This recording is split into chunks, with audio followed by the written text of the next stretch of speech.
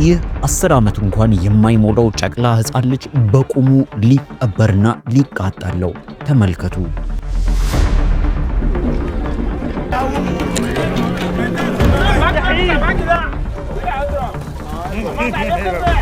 ወጣቶች ከታዳሚው መሃል አንድ ሕፃን ልጅን ይመርጣሉ።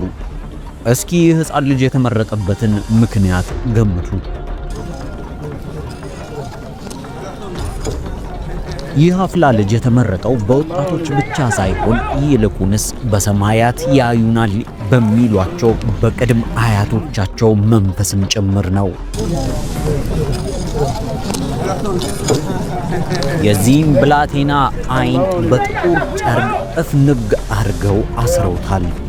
አንድ የሃያዎቹ መጨረሻ ላይ የሚገኝ ወጣት ይህን ልጅ ከቆመበት ልክ እንደ ቦርሳ አንጠልጥሎ ሳር ላይ ያስተኘዋል። ይህ ብላቴና ከወገቡ በላይ ምንም አይነት ልብስን አልለበሰም። አይኖቹ አንዳች ሚስጥርን እንዳያዩ ይመስል በጥቁር ጨርቅ ተሸፍኗል። አፉ ላይ አንድ አረንጓዴ ቅጠል የሚመስል ነገር አለ። እጅና እግሮቹን ቀጥ አርጎ ዘርግቶ ሳሩ ላይ ተኛ። ከልጁ በስተቀኝ በኩል የሚቆፍሩ ሁለት ወጣቶች አሉ። በልጁ ቁመት እስትክክል አርገው እየቆፈሩ ነው። ቀጥሎ ምን የሚያረጉ ይመስላችኋል? ነገሩ እጅግ በጣም ይገርማል። ይህን ብላቴና ያስተኙበት ሳር ጥግ ላይ አደረጉት። ልክ እንደ ዕቃም በመሃል ላይ አድርገው እያንሸራተቱ አስተካከሉት። በኋላም ልጁ የተኛበትን ሳር በምታዩት መልኩ ልጁ ባለበት መጠቅለል ጀመሩ።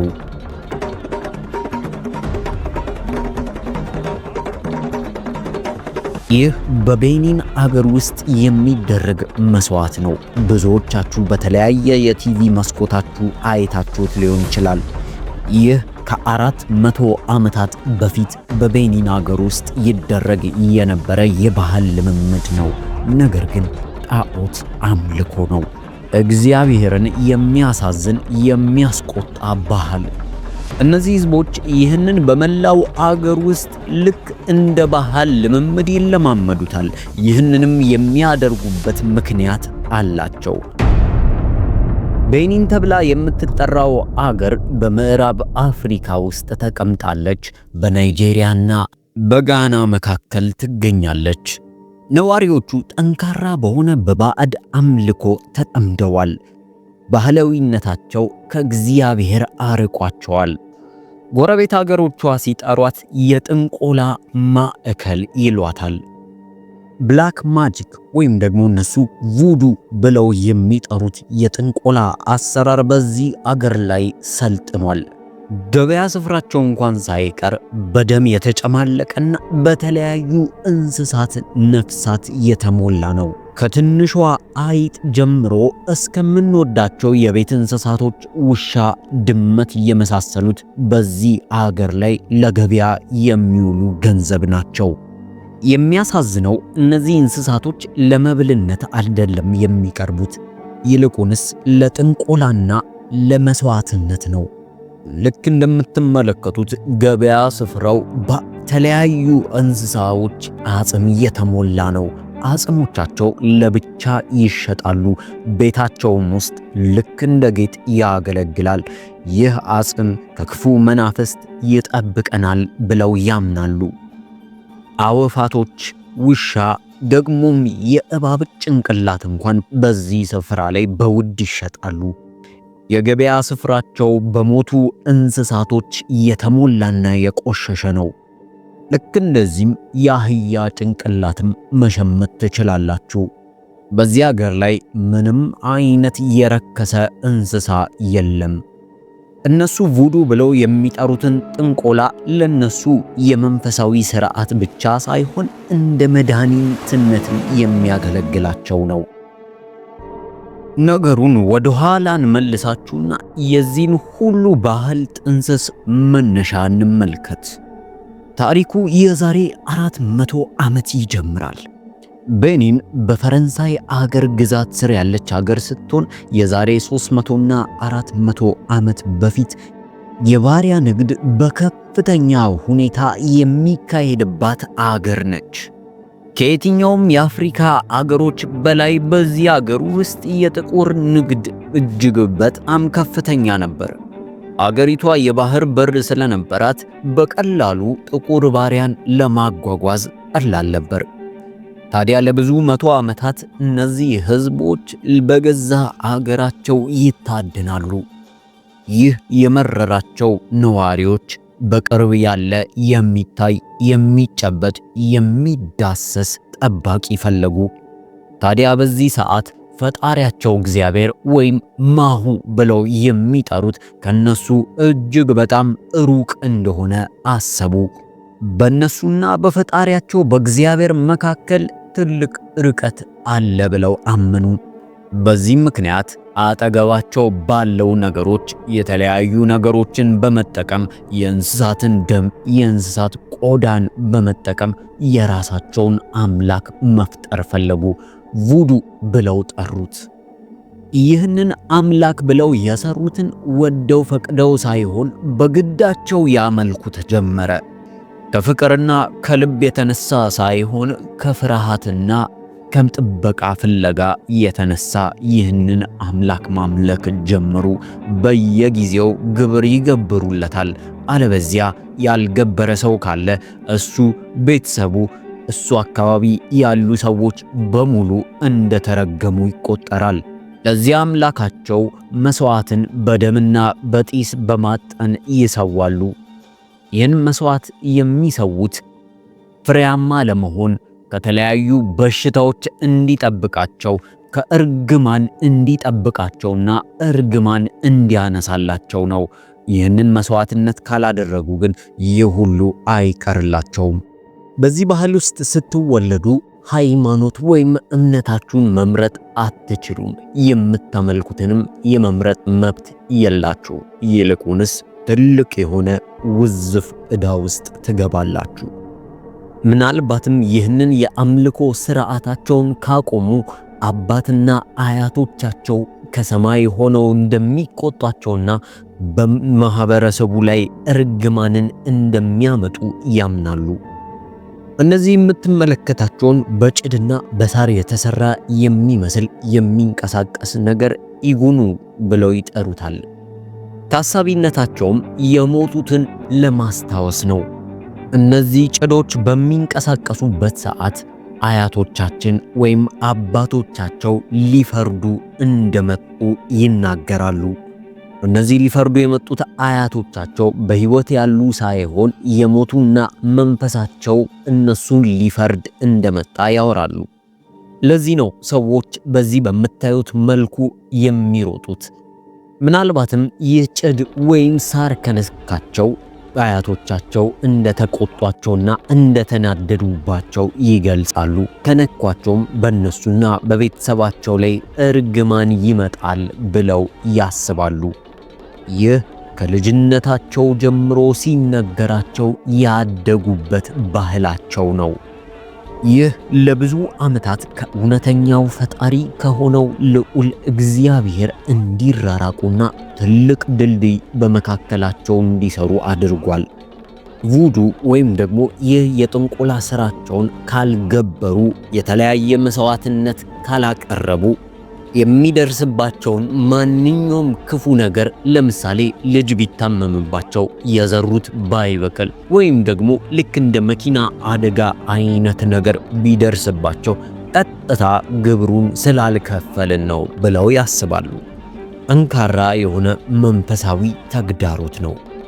ምናልባትም ከዚህ መንደር የሆነ አንድ ሰው ጌታ ኢየሱስ ክርስቶስን እንደ ግል አዳኙ አርጎ ቢቀበልና ክርስቶስን ለመከተል ቢወስን የአያቶቻቸውን መንፈስ እንደከዱ ይታሰባል። በቤተሰባቸውም ላይ በእርግማን እንዲመጣ እየፈቀዱ እንደሆነ ይታሰባል። እነዚህ ሰዎች በብርሃን ከመመላለስ ይልቅ ጨለማውን መቆጣጠርና ጨለማውን ማስታገስ መርጠዋል። አንድ በዛው አገር ውስጥ የሚገኝ የቤኒን ተወላጅ ስለ ባህሉ በኩራት ሲናገር እስኪ የሚለውን እናስተላልፍላችሁ። በአንድ ጠበብ ያለ ቤት ውስጥ የተለያዩ ጥቋቁር ቁሳቁሶችና የሚያበሩ ሻማዎች በተለኮሱበት ስፍራ ላይ የሰው እንዲህ ሲል ይናገራል። እንኳን ደህና መጣችሁ። ይህ ክፍል የተለያዩ መስዋዕቶችን ለአምላኮቻችን የምናቀርብበት ክፍል ነው። ይህን መስዋዕትነት የምናቀርበው በመንደራችን ላይ ሰላም እንዲሰፍን ነው። እዚህ ጋር እንደምትመለከቱት ብዙ አማልክቶች አሉ። የመንደሩ ነዋሪ ይህንን መስዋዕትነት እንዲያስጀምሩ እንጠይቃቸዋለን። ከዚህም በኋላ ይህ ሰው ረጃጅም ጥፍር ላላቸው የመንደሩ ነዋሪዎች አንድ ውስኪ ወይም አረቄ የሚመስል በጠርሙስ ውስጥ ያለ ውሃ ይዞ እጃቸውን አስነካ። እነሱም ከነኩት በኋላ ይህንን አረቄ የሚመስለውን ነገር በተለያዩ አማልክት ብሎ በጠራቸው ላይ ማፍሰስ ጀመረ። ከዚህ በኋላ አንድ ጥቁር ዶሮ አመጡና አንገቱን አርደው ከአንገቱ ውስጥ የሚፈሰውን ደም በአማልክቶቹ ላይ ማንጠባጠብ ጀመሩ። ይህ ስፍራ ደም እንደለመደ ያስታውቃል። ምክንያቱም ከአማልክቶች ካለው በስተጀርባ ጥቁር የሆነ ግድግዳ አለ። ደሙንም በእነዚህ አማልክት ላይ አንጠባጠበ። በስተመጨረሻም እዚህ የተንጠባጠበው አማልክት ላይ ያለው ደም ላይ ክርቢት ለኮሰና አነደደው። እነዚህ የጣዖት ምስሎች መንደድ እንደለመዱ ያስታውቃል። ምክንያቱም በእሳት ምክንያት የሚመጣ አይነት ጥቁረትን ይዘዋል። ይህ በሚደረግ ሰዓት ለመንደሩ ልክ እንደ ባርኮት ስለሆነ ወጣቶች ተሰብስበው ራቁታቸውን ይጨፍራሉ። የተለያየ ባህላዊ ልምምዶችንም ያደርጋሉ። በመጨረሻም አባቶች የተባሉት ያ ጠንቋይ ወይም ደግሞ ቡዱ ከአማልክቶቹ የመጣውን ድምፅ ለህዝቡ ይናገራሉ። ታዲያ የቪዲዮ መጀመሪያ ላይ ያየነውን የህፃን ልጁን ታሪክ እንቀጥለው። ከዚህ ትርኢት በስተጀርባ ያለው መልእክት እጅግ በጣም ልብን ይሰብራል። ይህ ብላቴና ቅድም እንዳያችሁት በዚህ በሳር መሰል ነገሩ ላይ ጠቀለሉት። ሁለት ቦታም አሰሩት። ወደ ተቆፈረለትም መቃብር አስገቡት። ከዚህ በኋላ የብላቴና እንደተጠቀለለ ሆኖ ይህ ሳር የሚጨፍር ባህላዊ ትዕይንታቸው ይመጣና በልጁ በኩል ያልፋል። በሚያልፍበትም ሰዓት ከ10 ሰከንዶች በታች በሚወስድ ጊዜ በሱ በኩል ያልፋል። ልክ እንደምታዩት ካለፈ በኋላም በመቃብሩ ላይና ልጁን ባስቀመጡት በነበረበት ቦታ ላይ ጭዶች ወይም ደግሞ የሚቃጠል እንጨቶች ይረበርቡበታል። በኋላም በዚህ ጭድ ላይ ጋዝ አርከፍክፈው ክርቢት ለኩሰው ያነዱታል። እሳቱ በሚንበለበልበትም ሰዓት ነዋሪዎቹ ያንን እሳት እየዞሩት ይጨፍራሉ፣ ይደንሳሉ፣ ደስታቸውን በኃይል ይገልጻሉ። በስተመጨረሻም ይህ በእሳት የለኮሱት ጭድ ዶግ አመድ እስኪሆን ድረስ እንዲነድ ያደርጉታል። እናቶች፣ አባቶች፣ የአካባቢው ሽማግሌዎች ማንም አያስቆማቸውም። እንዲሁም ሁሉም ይደግፏቸዋል። ምክንያቱም ይህ ባህል ነው። በዚህም መሃል ስለ ባህሉ የሚያስተረጉመው ሰው እንዲህ ሲል ይሰማል።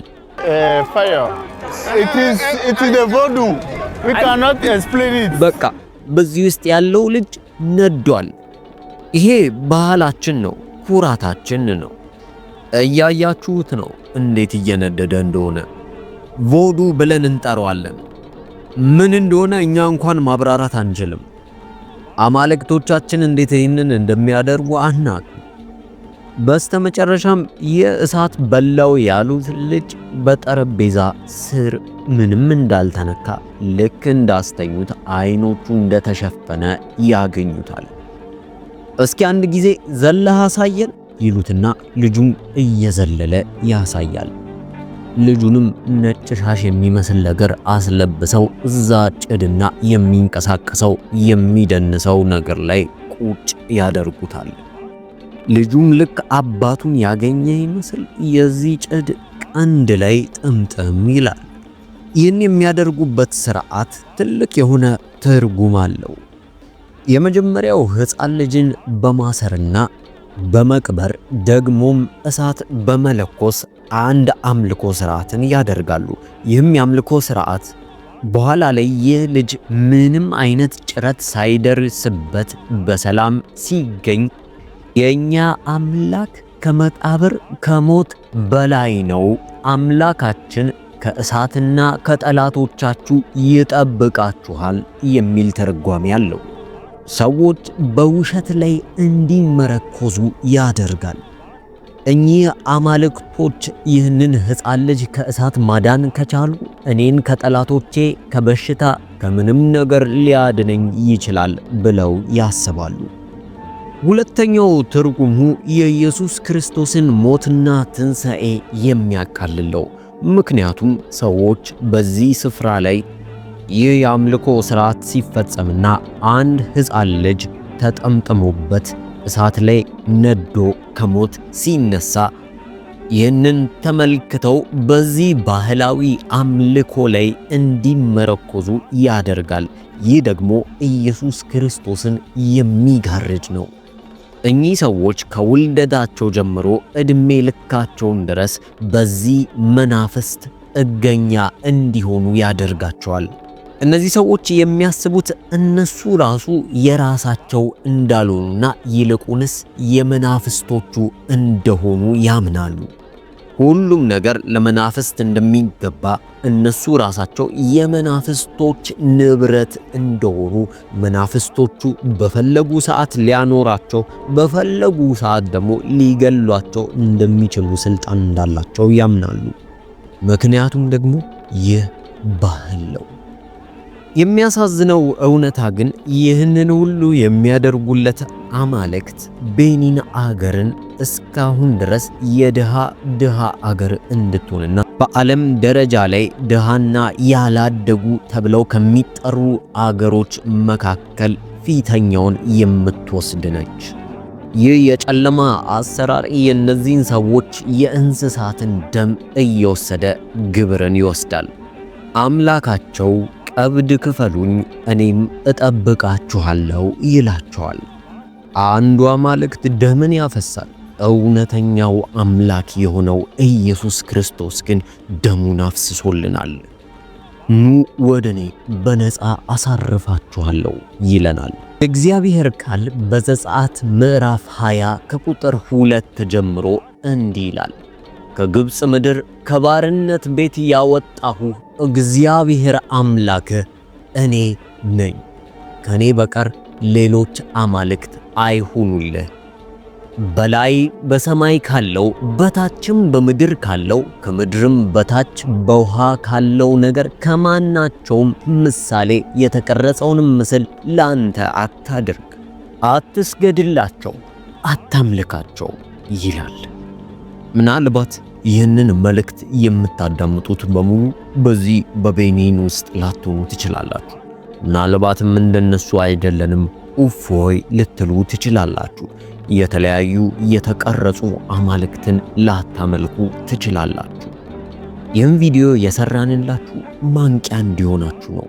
ልብ ብላችሁ አዳምጡ። በቤኒን ውስጥ ያሉ ጣዖቶች ግልጾች ናቸው።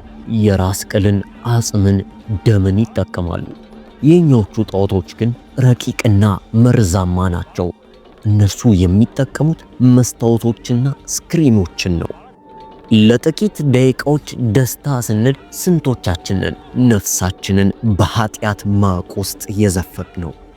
ስንት ጊዜ በሰዎች ፊት ተቀባይነትንና መወደድን ለማግኘት ብለን እግዚአብሔርን አሳዝነናል። በእንጨት ለተቀረጸ ምስል የሚሰግደውን ሰው ልንስቅበት ወይም ልናካልለው እንችላለን። እኛ ግን በቀን ለብዙ ሰዓታት ራሳችንን ዝቅ አድርገን ለሚያብረቀርቅ ስልክ እንሰግዳለን። በብዙ ብር አውጥተን የገዛነው ስልክ ቆንጆ አይደለህም፣ ሀብታም አይደለህም፣ ብቁ አይደለሽም እያለ ሲረግመን ይውላል። ጣዖት ለመባል ግዴታ መቀረጽ የለበትም። የገንዘብ ጣዖት፣ የስልክ ጣዖት፣ የሱሶች ጣዖት አሁንም ድረስ በሰፊው አሉ። ይህን የምንነግራችሁ ልንኮንናችሁ ሳይሆን ይልቁንስ እውነተኛ የሆነውን መንገድ አምናችሁ እምነታችሁን ጨምራችሁ ይህንን ጣዖት ከሕይወታችሁ እንድታስወግዱ ስለምንፈልግ ነው። ኢየሱስ ክርስቶስ በማቴዎስ ወንጌል ምዕራፍ 11 ቁጥር 28 ላይ አንድ የመጽናኛና የተስፋ ቃል ይነግረናል። እንዲህም ይላል፣ እናንተ ደካሞች ሸክማችሁ የከበደ ሁሉ ወደ እኔ ኑ፣ እኔም አሳርፋችኋለሁ። በየትኛውም የህይወት ሸክምና የህይወት ቀንበር ውስጥ ላላችሁ ሰዎች የምስራች አለ። ኢየሱስ ክርስቶስ ይጠራችኋል። ወደ ኢየሱስ ኑ፣ እሱ ዘላለማዊ እረፍትን ይሰጣችኋል፣ ከመከራም ያሳርፋችኋል። እሱ የሚኮራበት አምላክ ነው። እርሱ የሚያይ የሚያደምጥ አምላክ ነው። ኢየሱስ ክርስቶስ ንጉሥ ነው። ኢየሱስ ይወዳችኋል። እስቲ ስንቶቻችሁ በአምላካችሁ ኩራት ይሰማችኋል?